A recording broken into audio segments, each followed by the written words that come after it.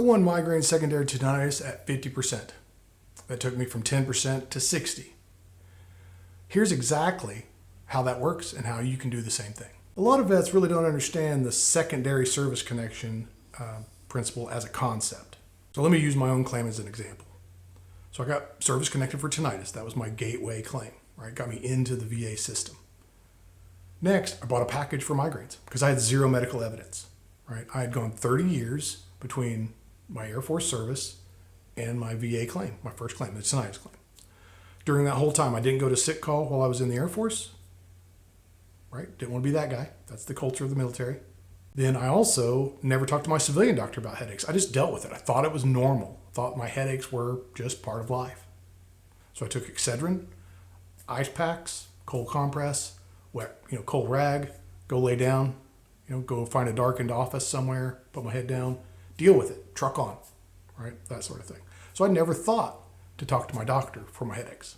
So I ended up buying a package, and I can get to that. That's another story to begin with. So we'll get to that. But the concept is I won migraines secondary to tinnitus, meaning tinnitus was caused directly by my Air Force service, right? Jet engine exposure, live gunfire, ear pro, these sorts of things. Tinnitus was caused by the Air Force. But my tinnitus was what was causing my headaches, right? This ring in my ears, I couldn't focus. When I tried to focus harder, it caused a whole lot of tension, all kinds of things leading to my headaches. So got the package, submitted that claim, won migraines at 50% secondary to tinnitus. So the meaning my tinnitus caused my migraines. So primary, secondary, direct secondary, it doesn't matter, right? The condition still pays according to the C.F.R. rating schedule. Secondary just means a logical medical cause. That's all it means.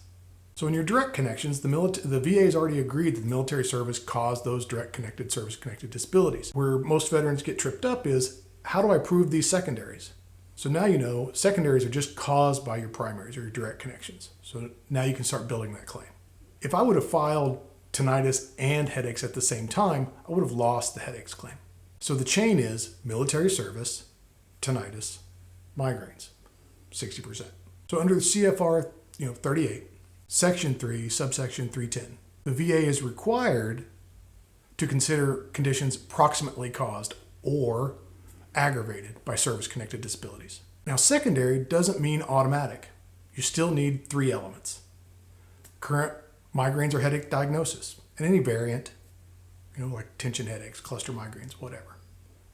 So that'll need to be in your medical records. You'll need medical evidence of a current diagnosis. You need to be service-connected for tinnitus. If you're already at 10%, you're there.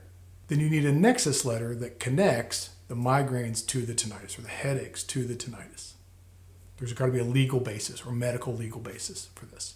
The Nexus letter is where most people fall down. Okay, they don't understand diagnosis is not a nexus. You've got to have both. The VA's own C&P examiner often won't connect these for you.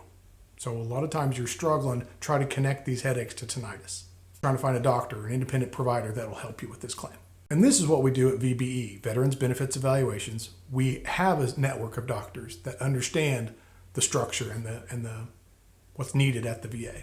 We can get you the Nexus letter that connects the migraines to the tinnitus. So there's some science behind this too. It's not just fluff, right? The trigeminal auditory nerve going down here somewhere, right? Or up this way. I'm not sure the 3D positional of it.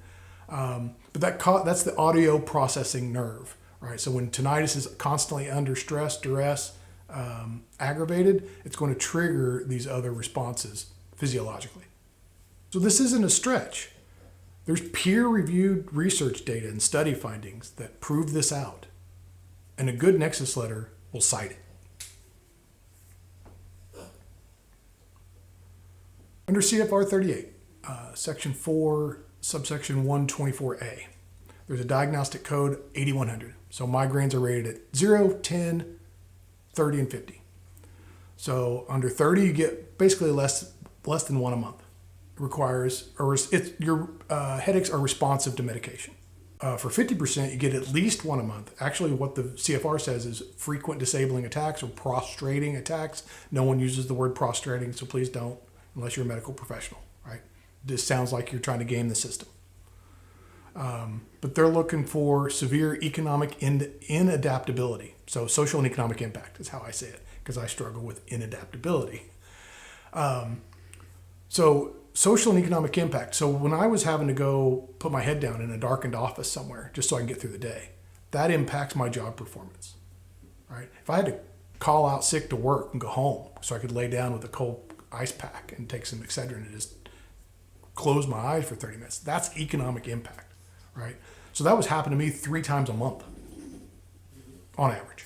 So if you go online, you're searching for this, if you found this through searching online, there's a Reddit thread that says migraine secondary to tinnitus is not winnable anymore. That's not true.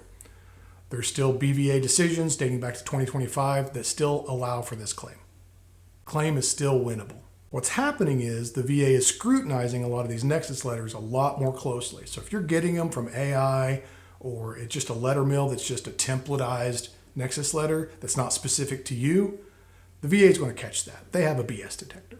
So that's what's going on. It's the illegitimate claims or the falsified evidence or fluffed up evidence that's not passing muster anymore at the VA. Now, as far as my claim goes, like I said, 30 years between service and claim. I bought a package at another company, and I'll name them later.